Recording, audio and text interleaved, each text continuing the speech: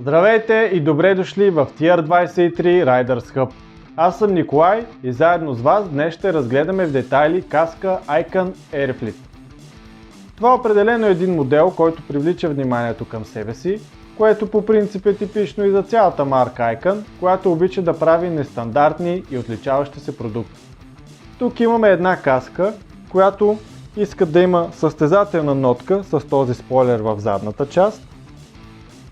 Същевременно с това обаче е доста издължена в долната си част и до някъде прилича на адвенчър каска, но с липсваща козирка.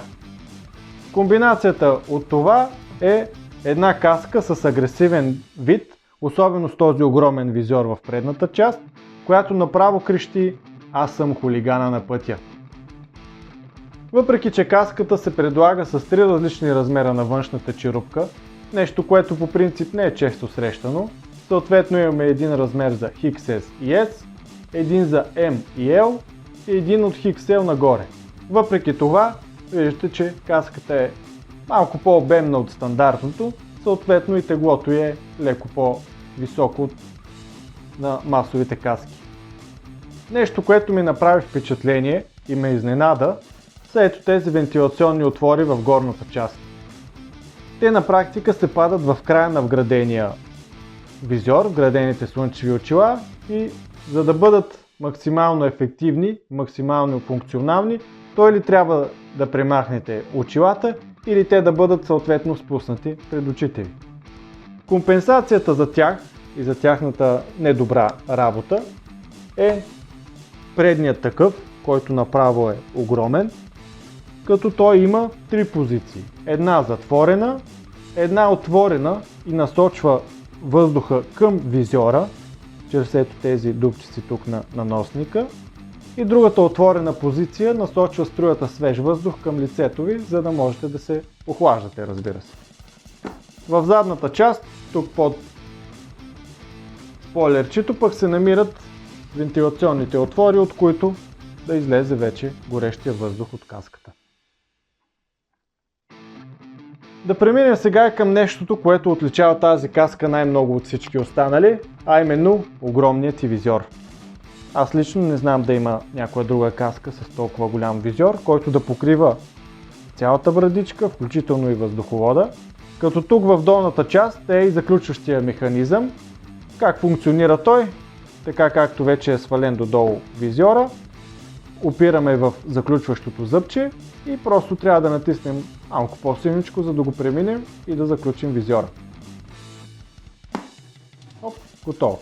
Как се отключва и се отваря съответно визора? Ами отново с малко по-голяма сила, за да преминем заключващото зъбче, бутаме нагоре и сме готови.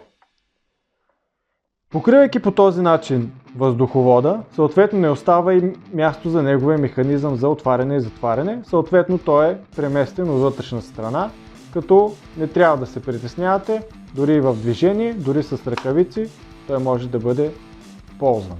Това също го има и при някои други каски, това решение, така че не е нещо страшно. Под огромният визор, разбира се, има място и за огромно зрително поле. Виждате колко е голям отвора, като тук в долната част на челюстта имаме допълнително изтъняване, което на мен лично ми подсказва, че тази каска е насочена повече към моторите с по-изправена стойка, защото при по-спортните такива позицията на главата е доста така по-наведена. Съответно колегите, включително и аз като карам по-спортния мотор, не може да се възползваме от това изтъняване, докато тези с по-изправените мотори от тук, без да си мърдат главата, могат да погледнат към огледалото, само с отместване на погледа към таблото, към контролите и така нататък. Нещо, което ме изненада, е липсата на пинчета за поставяне на пинлок. Виждате, такива липсват тук в края на визора. Липсват и при другият визор, който го има в комплекта, прозрачният. Тук също нямаме такива. Но на практика няма нужда от пинлок, тъй като имаме отлично покритие против изпотяване, като в момента целенасочено ще се опитам да запотя визора, за да демонстрирам как функционира това покритие.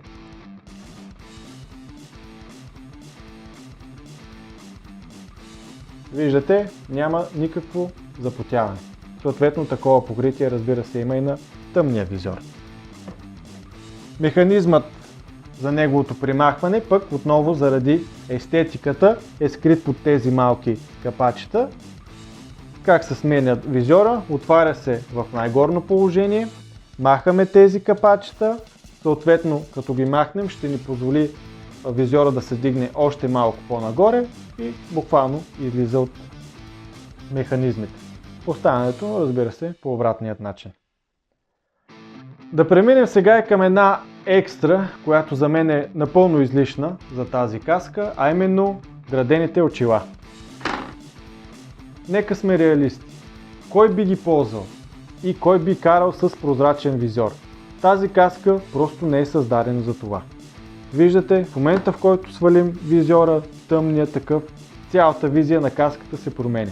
Съответно, дали ще е такъв тъмен, или ще изберете огледален или някакъв друг цвят, няма значение. Просто акцентът на тази каска е визорът. И в момента, в който го сменим с прозрачен такъв, просто се губи цялата идея на каската. Въпреки това, ако се наложи, да кажем, излизате по светло, а се прибирате по тъмно, хубаво е, нали, че имате така допълнителна екстра, която да ви помогне срещу борбата с слънчевите лъчи. Виждате, очилата не изглеждат да слизат много ниско. Два пръста почти целите влизат, но това е от една страна заради огромния отвор в предната част и заради допълнителното изтъняване тук на челюстта.